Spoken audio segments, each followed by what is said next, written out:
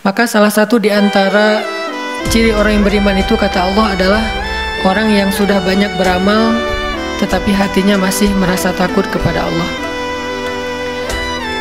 Kalimat wajilah di sini artinya dia merasa dirinya belum layak mendapatkan kebaikan di sisi Allah Subhanahu wa taala.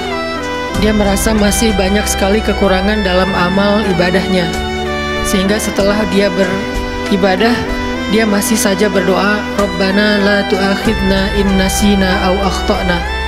Rabbana wa la tahmil alaina isran kama hamaltahu 'alal ladzina min qablina. Rabbana wa la tuhammilna ma la taqata lana bih wa'fu 'anna waghfir lana. Ini adalah doa yang dibaca setelah dia beribadah. Ketika dia selesai melakukan kebaikan-kebaikan, mendapatkan banyak sekali kemudahan dalam hidupnya, melakukan amal soleh yang luar biasa, idza jaa nasrullahi wal fath wa ra'aitan nasa yadkhuluna fi dinillahi afwaja, maka Allah menyuruh dia untuk fasabbih bihamdi rabbika wastaghfir. Jadi setelah Nabi SAW mendapatkan kemenangan demi kemenangan dalam dakwah, setelah perjuangan panjang, pengorbanan yang besar, kesabaran, ikhtiar, mujahadah, kesungguhan, pengorbanan, akhirnya Allah berikan kemenangan kepada Nabi. Tetapi setelah Allah menyampaikan berita kemenangan, Allah menyuruh Nabi untuk wastaghfir, minta ampun kepada Allah. Ini adalah sifat orang yang beriman. Sedangkan orang yang bermasalah dengan imannya, dia baru saja melakukan satu kebaikan atau sedikit amal solih, tetapi dia menuntut Allah Subhanahu wa taala dengan berbagai macam tuntutan. Biasanya dia mengatakan, apalagi yang kurang dari saya? Apa maunya Allah? Apakah ibadah saya selama ini kurang cukup? Saya udah begini, begitu, dan seterusnya. Dia merasa dirinya banyak amal sehingga layak mendapatkan banyak hal yang dia minta dari Allah. Dia merasa sudah banyak melakukan kebaikan sehingga dia merasa Allah wajib untuk memperlakukan dia seperti apa yang dia inginkan. Inilah orang-orang yang bermasalah dengan iman dan hatinya. Berbeda dengan orang yang beriman, mukmin, walladzina yu'tuna ma atau, mereka sudah banyak beramal solih. Di dalam tafsir disebutkan maksud dari yu'tuna ma atau itu bukan sekedar bersedekah, tetapi mereka sholat, mereka berpuasa, mereka bersedekah, mereka melakukan ibadah. Wa qulubuhum wajilah, sedangkan hati mereka masih saja merasa kurang. Hati mereka masih saja merasa diri mereka belum layak. Mereka masih saja merasa diri mereka masih banyak kesalahan, sehingga mereka di akhir ibadahnya masih berdoa dan minta ampun kepada Allah atas segala kekurangan itu. Kalau kalian ingin menghitung nikmat Allah, kalian tidak akan sanggup menghitungnya. Artinya syukur itu tidak akan pernah selesai dalam memenuhi hak Allah atas nikmat-nikmat yang diberikan kepada seorang hamba. Sehingga Nabi masih merasa kewajiban beliau kepada Allah, hak Allah belum beliau tunaikan dengan baik, sehingga beliau tetap terus berusaha beribadah dengan ibadah-ibadah yang luar biasa. Ini artinya wajilah. Begitu juga dengan Abu Bakar As-Siddiq, orang yang sangat wajilah. Padahal Abu Bakar itu sudah banyak mendapatkan ayat dan hadis tentang dirinya. Di dalam Al-Quran Allah memuji Abu Bakar, di dalam hadis Nabi memuji Abu Bakar, bahkan memberikan busyra, berita gembira Abu Bakar menjadi ahli surga. Tetapi Abu Bakar masih saja menghabiskan malam dengan menangis di hadapan Allah. Bahkan Abu Bakar masih yusari'una fil khairat, ingin melakukan lebih banyak lagi kebaikan, bersegera dengan bertanya kepada Sayyidah Aisyah, wahai Aisyah, apa amalan yang dilakukan Nabi yang engkau tahu dan aku belum melakukannya? Nabi melakukannya, yang aku belum melakukannya.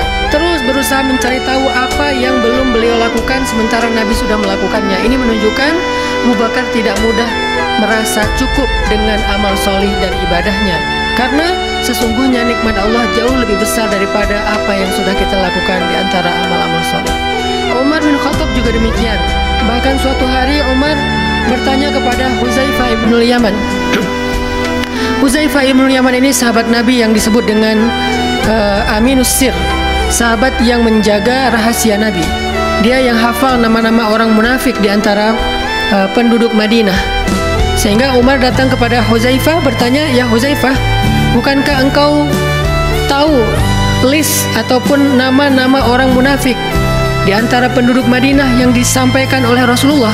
Kata Huzaifah, betul. "Wahai Huzaifah, apakah ada namaku di antara nama-nama mereka?" tanya Umar bin Khattab.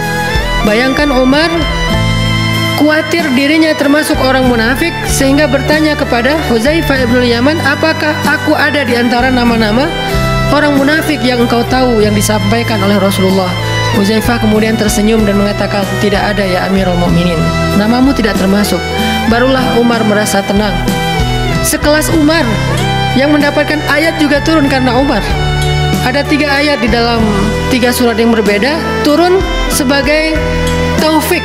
Allah membenarkan pendapat Umar. Salah satunya surat At-Tahrim, kemudian surat Al-Anfal, di mana ketika Umar menyampaikan sesuatu, Allah turunkan ayat persis seperti lisannya Umar. Sudah turun ayat untuk Umar. Banyak hadis tentang Umar. Bahkan Nabi mengatakan Umar itu seperti Nabiullah Musa alaihissalam. Jadi sampai Nabi membandingkan Umar dengan Nabi Musa, membandingkan Abu Bakar dengan Nabi Ibrahim. Kedua orang ini sudah mendapatkan banyak sekali busyra, berita gembira dari Allah dan Rasul, tetapi masih merasa dirinya wajilah, belum apa-apa. Sehingga Umar bertanya, "Adakah namaku di antara orang-orang munafik, wahai Huzaifah?" Begitu juga dengan Ali, begitu juga dengan Utsman. Bahkan di akhir hayatnya Utsman masih merasa banyak dosa dan meminta ampun kepada Allah, "Ya Allah, ampunkanlah dosa saya," dan seterusnya. Begitu juga dengan Bilal, padahal Bilal sudah mendapatkan busyra dari Rasulullah, "Bima sabaktani ilal jannah ya Bilal." Bagaimana cara engkau mendahului aku ke surga, wahai Bilal? Artinya dia masih di dunia tapi telapak kakinya sudah terdengar melangkah di surga.